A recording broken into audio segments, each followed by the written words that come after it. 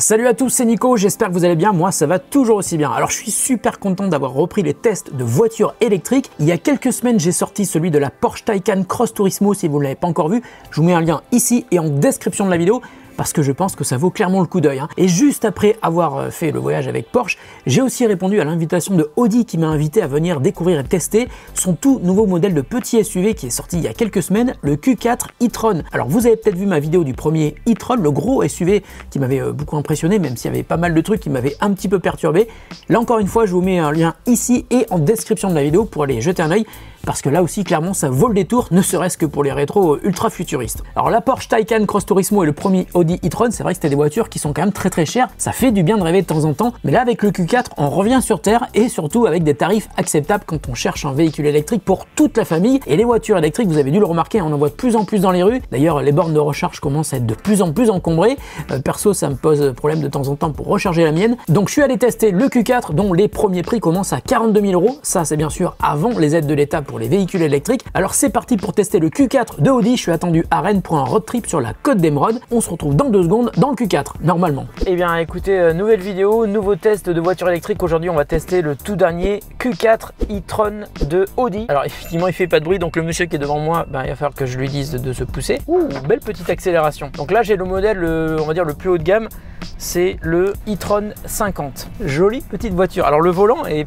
bizarrement foutu, enfin j'ai pas l'habitude des volants comme ça, c'est un volant qui est plat en haut et en bas. Un truc très cool, c'est que l'écran de la console centrale est dirigé vers moi, vers le conducteur. C'est une super bonne idée. Alors en fait le Q4 il s'intègre pile entre le Q3 et le Q5. Au niveau de la taille par exemple, il fait 10 cm de moins que le Q5 et 10 cm de plus que le Q3. Et à l'intérieur il y a vraiment beaucoup de place quand même, c'est bien foutu.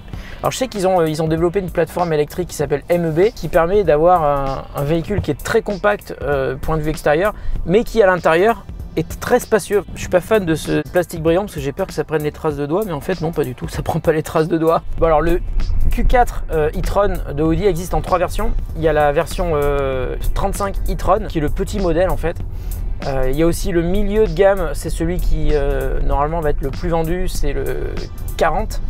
Et puis ça c'est le 50, c'est le modèle Quattro, donc 4 roues motrices. Et c'est pas celui qui a la plus grande autonomie, parce qu'en fait celui qui a la plus grande autonomie c'est le 40, qui a je crois 520 km d'autonomie. Celui-là il a 468 si je me trompe pas en WLTP. Bon en théorie, parce qu'en pratique ça sera évidemment beaucoup moins. Mais celui-ci est le plus puissant, 299 chevaux. J'aime beaucoup la position de conduite là. Je suis bien haut sur le siège. Je vois bien la route. J'ai mis le régulateur auto-adaptatif. Je vais lâcher les mains pour voir si il maintient correctement la trajectoire. Oui, mais non en fait. Oh là là, j'ai pas l'impression qu'il maintient bien la trajectoire là, c'est bizarre. Première impression plutôt bonne du Q4 e-tron 50. Beaucoup d'espace à l'intérieur, de belles finitions. Et puis un véhicule qui est assez compact, je l'ai remarqué depuis l'extérieur. Ensuite, ce que je peux vous dire aussi qui m'a vraiment surpris sur cette voiture, c'est l'affichage tête haute qui est ultra complet, parce qu'en plus des informations classiques qu'on a sur la vitesse, la direction, il y a en plus un truc qui est vraiment très cool, c'est la première fois que je vois ça. Il y a un affichage en réalité augmentée, on va dire, qui est comme s'il était imprimé sur la route un petit peu plus loin qu'en fait que les informations de head-up display classiques, qui vous donnent plein d'informations. Par exemple, le drapeau d'arrivée quand vous êtes arrivé à votre étape ou à la fin de votre navigation GPS, ou alors la sortie qu'il faut prendre sur le rond-point. Et c'est très visible, et je trouve que c'est très pratique.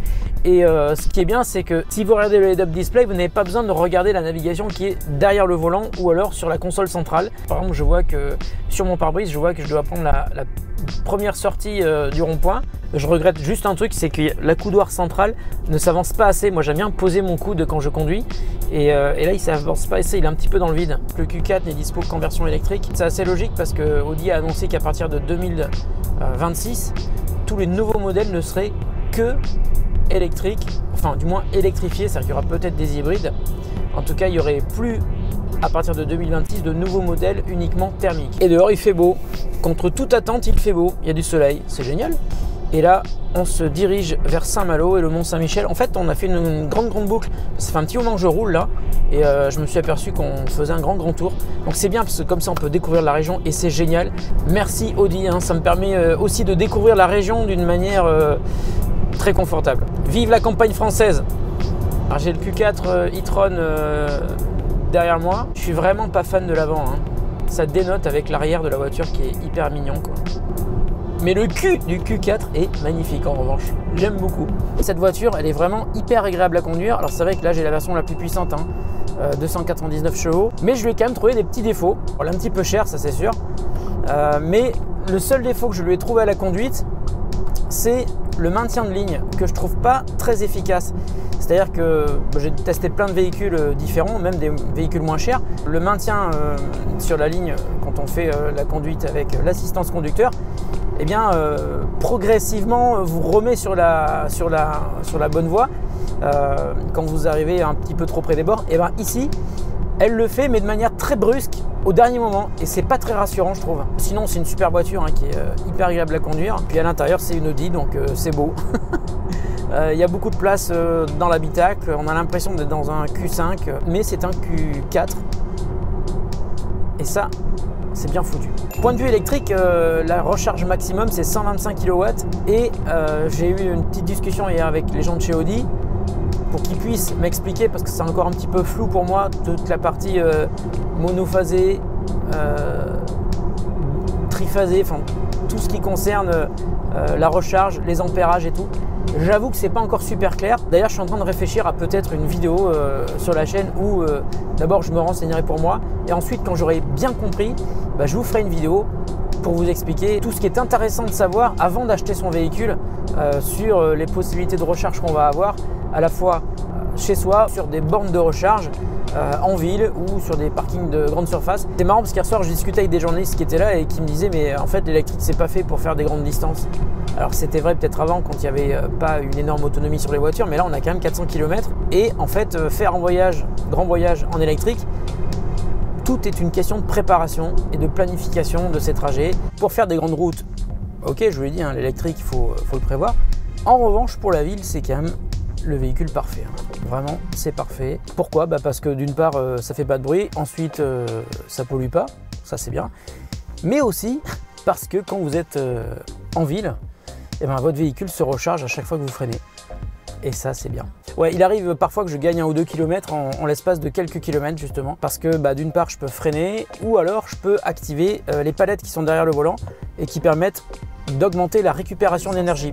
Tout à l'heure, il restait 4 km et il me disait qu'il me restait 174 km d'autonomie.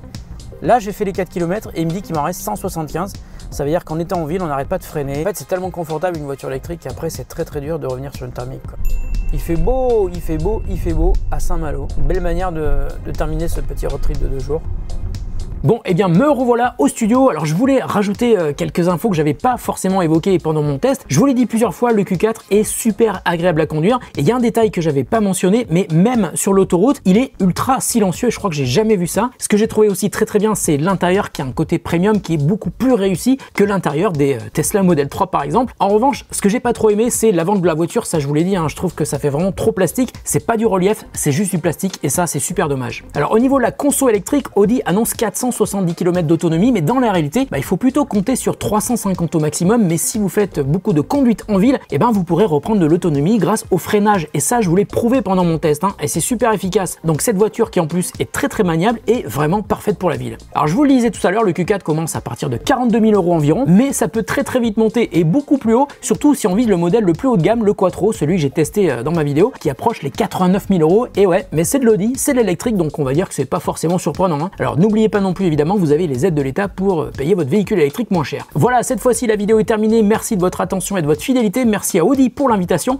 On se retrouve très bientôt pour une autre vidéo sur The Grand Test. Salut à tous et à toutes et bonne journée.